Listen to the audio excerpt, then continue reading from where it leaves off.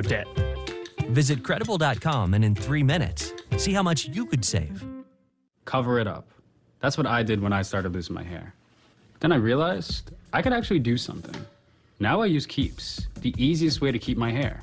And it only costs $1 a day, which means no more covering up. Get started at Keeps.com. With the TouchNote app, you can send your favorite photos as real postcards direct from your smartphone. Simply choose your photo, write a message, and tap send. It's so quick and easy, and we mail the very next day. Download the app now or visit touchnote.com. We are approaching the top of the hour, and that does it for me. I'm Frances Rivera. Up next, my colleague Candice Gibson. Candice, all yours. Yeah, what a busy day indeed, Frances. Enjoy the rest of your day, and good day, everyone. I'm Candice Gibson here at MSNBC World Headquarters in New York. A busy Saturday with the breaking news. The FBI opened an investigation into the death of the multimillionaire accused sex trafficker Jeffrey Epstein. Moments ago, the Attorney General Bill Barr releasing a statement. What happens to the case against him? And will his alleged victims get justice? Hawkeye focus, nearly every presidential candidate is in Iowa. The one topic on top of their minds right now. And Mississippi crying, children left in tears as their parents are taken away from them in a massive ICE raid. The outrage right now.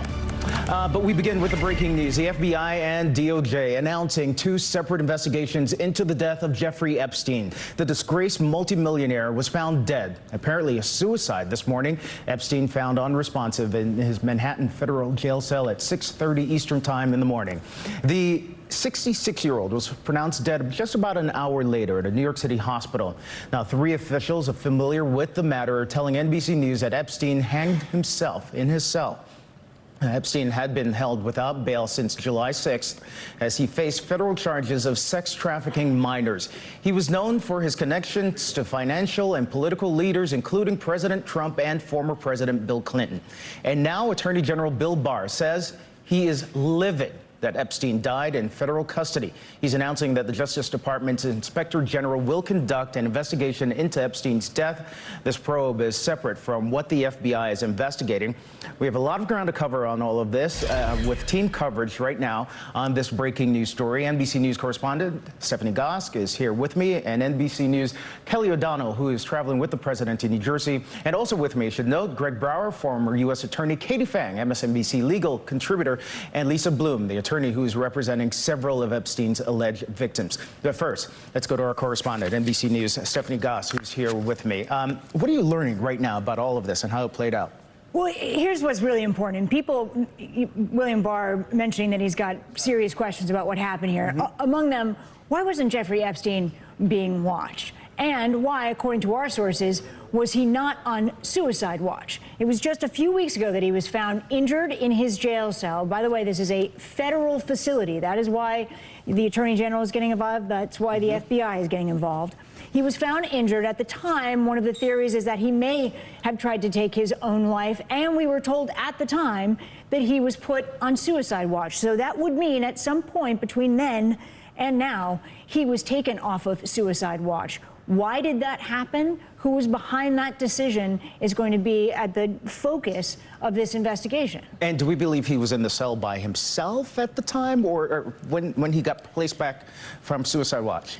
It's a little unclear, although we were told at the time he was found injured in his cell that he was then put on suicide watch and in isolation. What I have learned in speaking to a former warden at 3 federal prisons, one of them the MDC, which is the facility in Brooklyn that is like the MCC where he was being held, is that when you're under suicide watch, you are literally watched 24 hours a day. And that could mean someone actually in your cell with you watching you. When you're taken off, then it is a matter of discretion how often you are checked upon. Someone as high profile, according to this former warden, would be checked on if he was in charge, he said, every 30 minutes and not regularly. That person would be checked upon at surprise times during that half-hour window. So that will be another question. If he was taken off suicide watch, how closely were they still watching him? Yeah, and the New York Times was reporting that he did see a psychologist fairly recently to evaluate him. Kelly, to you, in the meantime, as we noted a little bit at the top, the president at one time was good friends, by his own words, with Jeffrey Epstein. They have a long history. Are we hearing anything from Trump so far? Now, there's been no response from the president or the White House, and none is really expected. This case has certainly taken a very different turn. Prior to the death of Jeffrey Epstein, we had, as a part of the press corps on a number of different occasions, asked the White House, asked the president directly about his interactions and his relationship with Jeffrey Epstein over the years. And we had limited responses about that. At times, the president said he was not a fan of Epstein, that they had been friendly, had a falling out. He described that as about 15 years ago. Also described Epstein as sort of a fixture of Palm Beach where they had interactions. So it's unclear the degree to which they had a friendship or business or social relationships. And certainly now that it is taking on a different character of the investigation of his death, the circumstances around this, it's not a White House matter in any way, shape, or form. It is certainly a curious situation in the sense of this figure who has dominated so much interest and obviously has the attention of many people because of the abrupt end of his life and what that means for the victim community here. But it is not a political story in that sense, and it is not a White House story, but it is that strange intersection of Donald Trump, who, as a businessman and himself a fixture of Palm Beach, had at times some kind of relationship with Jeffrey Epstein. The White House is just not talking about this, and we don't expect that they would. In his official capacity, certainly the Attorney General has a role to play here, as Stephanie outlined that, and so we would expect that there will be those sorts of inquiries. But it is the unexpected end of Jeffrey Epstein's life, and in some ways that means the president may not have to say anything more about this in his relationship with Epstein, whatever friendship they may have had years ago. Candace? But, Kelly, lest we forget also that Epstein's had his tentacles, you might say, within the administration, sort of. The former Labor Secretary, Alex Acosta, was pushed to resign just a few weeks ago after facing the backlash in the handling of sex crimes involving Epstein. I can't imagine that we expect to get any sort of reaction from Acosta yet, or have we?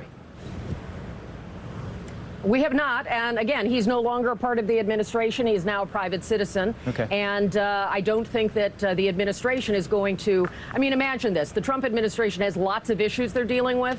This is not one that they're going to add their voices to in ways where they don't need to. The Department of Justice, the FBI, the Federal Bureau of Prisons, all of those areas, there's a legitimate area for them to be concerned about here. But in terms of the Acosta piece, that was handled fairly quickly, where the public pressure was so great upon his handling. He was removed from the administration, and so in many ways that's sort of the end of the story when it comes to the intersection of the Trump administration with this case.